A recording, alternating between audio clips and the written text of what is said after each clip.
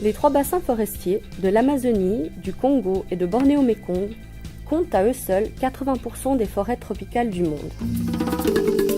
Ces 3 écosystèmes forestiers abritent de nombreuses espèces précieuses de notre planète. Des grands félins aux grands singes, des dauphins aux papillons, une variété incalculable de la faune et de la flore dépendent de ces forêts. Elles offrent également un moyen de subsistance pour plus d'1 milliard de personnes et soutiennent la vie sur Terre pour chaque homme, femme et enfant.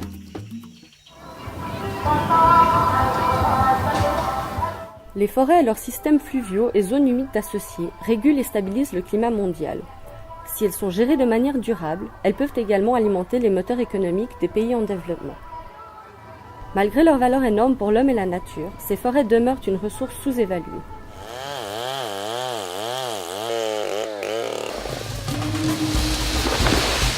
Plus de 13 millions d'hectares de forêts sont détruits chaque année dans le monde entier.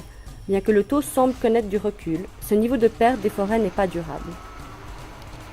Cette perte des forêts accroît les émissions de gaz à effet de serre et la dégradation des sols, menace la biodiversité et met en danger les habitations et les moyens de subsistance des populations autochtones qui dépendent de ces forêts depuis des générations. Au cours des 10 dernières années, des progrès significatifs ont été accomplis dans l'élaboration de politiques visant à ralentir ou à arrêter la perte et la dégradation de ces forêts. Des aires protégées légalement établies couvrent environ 18% de ces bassins de forêts tropicales et plus de 210 millions d'hectares de forêts disposent de plans d'aménagement. 83% des forêts sont de propriété publique. 21% des forêts ont pour vocation principale la production du bois et de produits non ligneux. 14% des forêts sont affectées à la conservation de la diversité biologique. Et 7% de ces forêts ont pour objectif principal la conservation des sols et de l'eau. Le niveau de déforestation et de dégradation varie d'un bassin de forêt à l'autre.